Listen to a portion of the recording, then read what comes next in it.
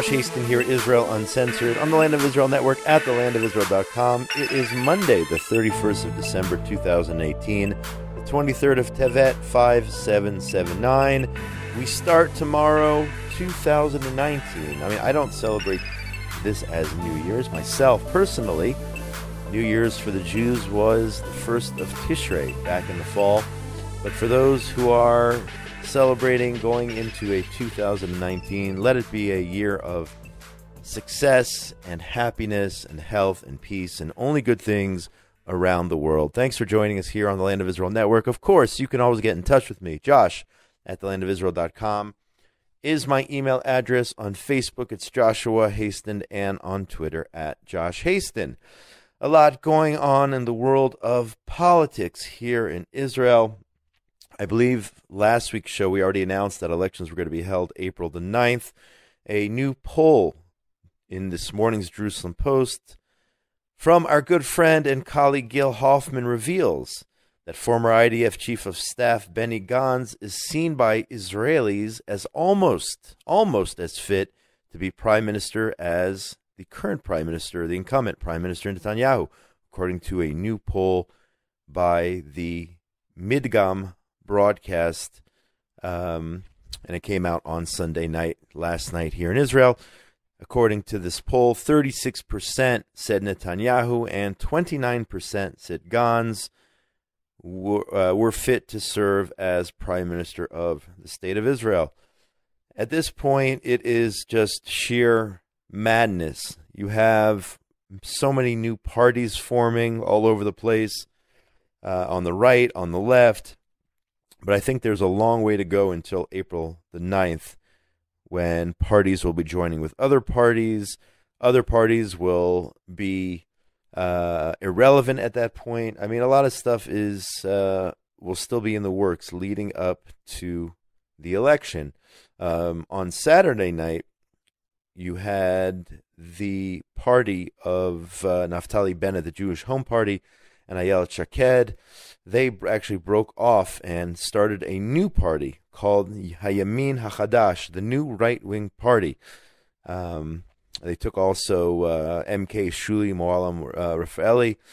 They broke off from the Jewish Home Party, and there was a press conference Saturday night, and we will have to see how many seats they're going to get with their new party. There are a lot of different I read in the paper this morning, the J Post, different polls coming out. Some say they'll get as many as 12 seats, some say 10, some say 8.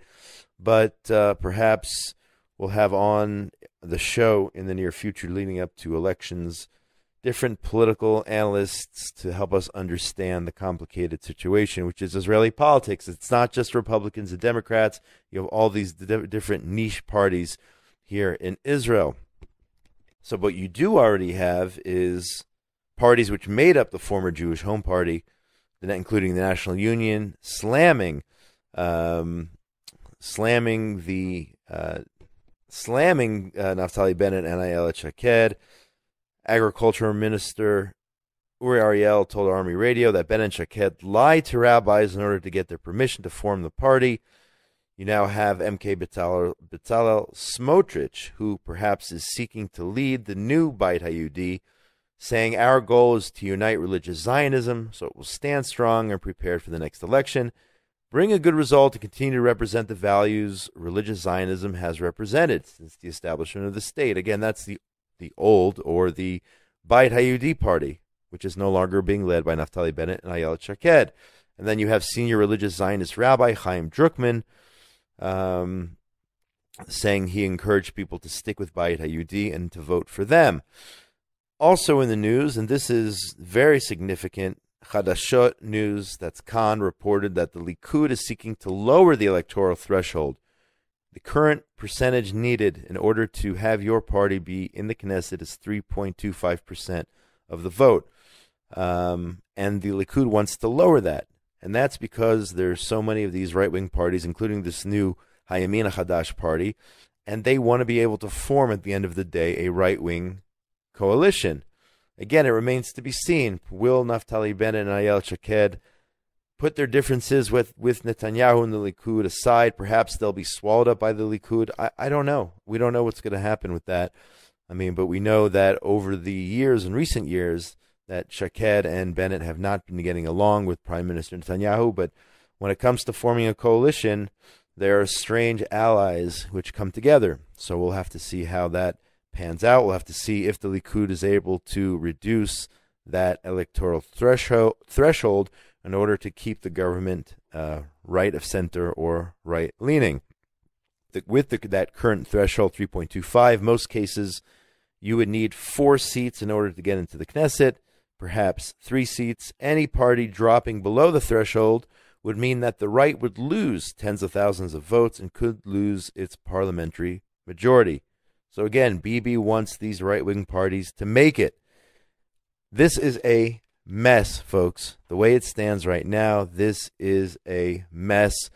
And unfortunately, politics gets ugly and dirty. And I'm sure this election will be no different, even though everyone is appealing to each other to have a clean fight, if that's not an oxymoron. Anyway, Arutz Sheva reports leaders of the Jewish Home and the National Union Party decided on Saturday night to run together as one. So that is the Jewish Home, National Union, the right wing, if you will. They're going to be one list on the Knesset, again, without Bennett and Shaked. The decision was made at a meeting which took place in the home of Rabbi Druckman, who I mentioned earlier. He's the head of the Yeshivat Or Tzion and chairman of Yeshivot and Ulpanot B'nai Akiva, one of the leaders of religious Zionism. So I think that's enough. What do you think, Ben Bresky? Engineer extraordinaire, that's enough politics for now, at least. And we're actually here broadcasting in our Jerusalem studio, thanks to Binyamin Bresky. Without him, there's just no sound. Perhaps you saw these images on social media yesterday of this Jordanian trade union headquarters with an Israeli flag at the entrance so that everyone who walks into the building steps on an Israeli flag. Israel's foreign ministry, reported here by the Jewish press, has filed a protest with government officials in Amman and with the Jordanian embassy in Tel Aviv after Jordan's Minister for Media Affairs and Communications, I can't pronounce her name, Junabat, something like that, whoever was seen stepping on an Israeli flag. Jordan's attaché in Israel has also been summoned to Israel's foreign ministry for clarification. This incident took place at Jordan's trade union headquarters. Again, they painted the Israeli flag on the floor at the entrance to the building, invited passersby to step on it on their way inside of the building. This, of course, a deep insult to any country. Jordan's Prime Minister Omar Razaz decided he was not going to get involved in any of this. Excuse me, and he decided to go in through a side door and not step on it. But that is, I guess that is our peace with Jordan, the cold peace we have with the Jordanians. Of course, the cold peace we have with the Egyptians, but they are still stepping on the flags, the blue and white of the State of Israel over there in Jordan. Now, switching gears, I find, as a sports fan, I find this fascinating. Israeli research at the forefront here of the NBA, National Basketball Association, reported by Times of Israel over the weekend. Listen to this, a new study. Basketball teams that come from behind to tie a game do not have a greater chance of winning in overtime, according to, this is an Israeli study, analyzing hundreds of NBA games. Researchers at Ben-Gurion University of the Negev in Beersheba published a study on hundreds of these games in the Journal of Economic Psychology, debunking theories of how psychological momentum in sports and in life leads to success. So in other words, when it comes to sports, you have a team that are down. They're down by several points. Comes the end of the game, somebody hits a game-tying three-pointer. Everyone's going crazy, sends the game into overtime. According to the study, just because a team was down and they happened to be the underdogs and they hit a game-tying shot and they went into overtime, that momentum from that incident, from that shot, I mean, there's psychology involved here. It's amazing. That does not prove that they are going to win the game just because they seem to have the momentum. So, according to Dr. Elia Morlugev from Ben Gurion, people talk about momentum as an indicator for success in business, sports, and politics. She is at BGU's Guilford Glacier Faculty of Business and Management, and this again came out on Sunday. However, after studying close to 900 tied games with fourth quarter comebacks over 11 NBA seasons, this is amazing, we found, she says, that regardless of momentum, teams with the home court advantage and a better season-long win-loss record were more likely to succeed in the 5-minute overtime period. In other words, the home team number one, the team that is better, that has a better win-loss record, has a better record, they most likely will win that overtime game, even if they blew a lead and the other team seemed to build momentum leading into overtime. I am fascinated by this. I don't know about you, but I think this is unbelievable. Potential explanations according to which the momentum of a comeback team could be offset by a more aggressive, focused, and motivated team that feels it was robbed of its win by being so exhausted that it loses its momentum, or by relaxing because the team feels it has achieved a key target by avoiding losing outright. In other words, the team that was favored feels that it was robbed of its win and gains extra motivation. That home team that has a better record. In the cases that were studied, that team that had the momentum apparently is exhausted. They feel like they got to a target, and then they don't play as hard in overtime. This is fascinating stuff. Ultimately, the researchers asked, why do people tend to associate NBA comebacks with psychological momentum, even though data does not support it? It seems intuitive to expect the comeback team to benefit from momentum, said Professor Azar. So perhaps when a team that closed the gap in the fourth quarter does win in overtime, it stands out more in people's memories and reinforces a common belief over time. I find this is fascinating. If you want to learn more, Ben-Gurion University of the Negev and their recent study on momentum involving 900 NBA games. I thought that was an amazing story. Switching gears once again, back down to the Gaza border. I mean, it's not been in the news as much in recent weeks, even though you've had this so-called Great March. Nowhere near the coverage as we've had in the last 6 months with the attempts to infiltrate into Israel, but it's still going on down there.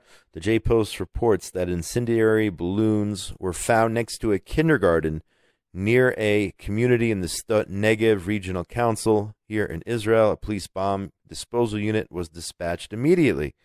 After several weeks of none of these kites, the police released a message asking the public to be on guard regarding suspicious objects, whether they're balloons or kites. I mean, again, a balloon which is attached to a bomb or some other type of dangerous device was found near a kindergarten here in Israel. Every one of these, this could have been a disaster. Each and every one of these is unacceptable, and we should not tolerate it. We should not transfer any goods into Gaza, even if it's somewhat slowed down. This should not be the way of life that kids who are tempted to pick up balloons could, God forbid, be seriously hurt as a result. Also reports of a rocket launched at some point over Friday night. I don't know. I did not get a notification on the Red Alert app, but there are reports that a rocket was launched and landed in an open area here in Israel. Again, the Hamas terror gangs, whether they're in Judea and Samaria or in Gaza, are still hard at work trying to destroy the Jewish state of Israel. And that will never happen. But we'll have to pay attention, of course, to the situation down in the south, as we are always paying attention to the situation in the north with more of these Hezbollah terror tunnels being discovered and destroyed by the IDF. The Knesset has approved 650 million shekels for Holocaust survivors. Knesset's Finance Committee approved a budget increase, according to the J-Post, of 650 million shekels for Holocaust survivors, meant to increase the monthly stipend survivors receive from the government. The committee also approved a budget of 1.7 billion shekel for the defense ministry. But, you know, there have been reports over the years, very, very difficult to accept or to acknowledge. There were reports over the years indicating that Jewish Holocaust survivors were getting more benefits, more allocations within Germany, those who either survived and went back to Germany or stayed in Germany than here in Israel. And that was always disturbing to hear. But this is a positive step taken by the Knesset, I guess on one of its last days of being the current 20th Knesset of Israel before the Knesset breaks up and then we go to elections. But this is definitely a positive development, allocating this money for Holocaust survivors. Finally, a BDS fail, no doubt. And it's also, it happens to be on the front page of today's paper as well, today's Jerusalem Post. Tourist number 4 million lands in Israel. Minister of Tourism Yariv Levin said on Sunday that the 4 millionth tourist arrived in Israel over the past weekend, marking an unprecedented number of tourists who arrived to Israel this year. Calling it the result, what he said was a revolution undertaken by the Ministry of Tourism. He said the minister said he's excited by this moment that proves Israel as an attractive tourist destination. Now, what this does, in fact, also prove is that the BDS Israel haters out there are losing. 4 million non-Israelis, 4 million tourists arrived at the borders of the state of Israel, whether by air or by land or by sea or however they got here. The majority, I believe, is from the U.S., also the former Soviet Union and Asia and all over the world.